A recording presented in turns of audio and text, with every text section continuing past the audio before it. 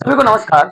आजकल का ज्वलनशील मुद्दा जो कि यूजीसी के अंदर आया हुआ है, गवर्नमेंट ने कहा हुआ है कि एक हम कमेटी बनाएँगे और एसटी, एससी की सुनवाई होगी कॉलेजों में वगैरह, वगैरह, वगैरह, वगैरह।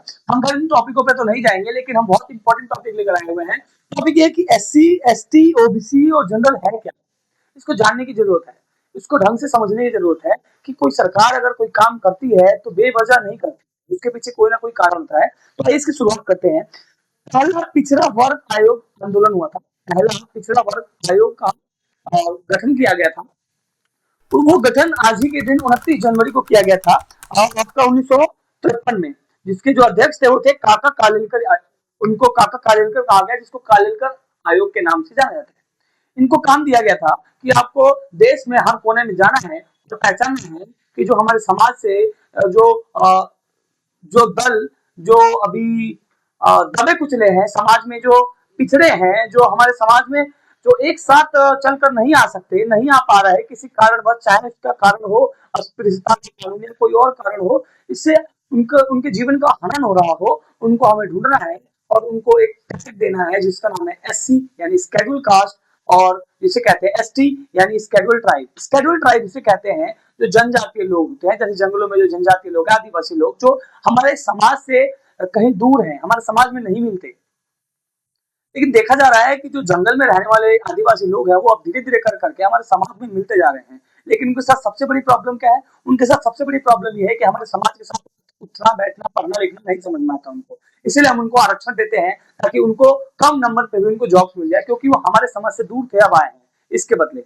और अगर बात करें एससी का, इसका मतलब शेड्यूल कास्ट। शेड्यूल कास्ट एक ऐसा कास्ट है जिसको कहा जाता है वो दलित है। दलित मतलब उनको दबाया जाता था, वो दबे हुए लोग थे, उनको कुचला जाता था किसी भी कारण से, चाहे छुआछूत की बात हो, चाहे समाज में उनके अस्पृश्यता का भाव हो। ये सारी की सारी कारणों की वजह से एससी को एक अलग दर्जा दिया गया और कहा गया कि इनको दोबारा समाज के मुहाने पर लाना है और समाज में एक अलग तबके के रूप में इनको देखा जाएगा और इससे इनको आरक्षण दिया जाएगा, जिससे इनको नौकरी में इनका फायदा होगा, इनसे पढ़ाई में इनका फायदा होगा, जिससे कि दबे कुचले जो थे अब इनको बराबर में लाने का मौका दिया जाएगा।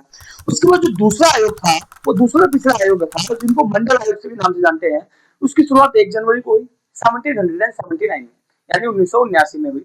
इसका क्या काम था? मंडल आयोग। मंडल आयोग क्यों था भाई? क्योंकि इसके अध्यक्ष का नाम था वीपी मंडल। वीपी मंडल इनका काम था कि भैया देखो, आपने एससी एसटी लेकर आए, लेकिन अभी भी कोई कोई ऐसा वर्ग है क्या जो छूटा हुआ आपसे? तो विधि मंडल की अध्यक्षता में आप कोई समय लगाया, समय लगाने के बाद में रिपोर्ट पेश की। उस रिपोर्ट में बताया कि हाँ, बहुत से ऐसे लोग हैं जो अभी भी दबे कुचले में आते हैं, लेकिन हमने उनको एससी और एसटी में नहीं लेकर शामिल किया गया है। वो था ओबीसी, यानी कि अदर बैकवर्ड क्लास या अदर बैकवर्ड कास्ट। ये क्या थे भाई?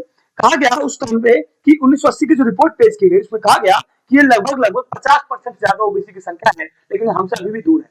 तो ओबीसी नाम का एक और कास्ट जोड़ा गया, यानी कि SC schedule caste, ST schedule tribe, OBC other backward classes.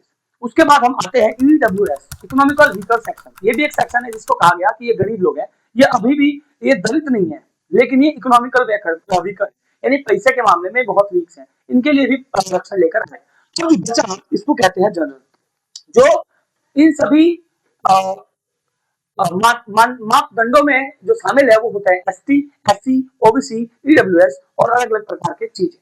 जो उससे बचे हुए वर्ग है, उसी वर्ग को कहा जाता है जनरल, यानी कि सामान्य वर्ग। सामान्य वर्ग ऐसा वर्ग है जो पिछले जमाने में या पिछले जन्म में या पिछले शताब्दी में या पुराने इतिहास में, जिनका इतिहास रहा है कि तो अपना जिसे कहते हैं चार वर्णों में बांटा गया था, ब्राह्मण, क्षत्रिय, वैश्य, शूद्र। तो ब्राह्मण, क्षत्रिय और जो वैश्य है, ये तीनों जो कैटेगरी है सामान्य कैटेगरी के अंदर आती है।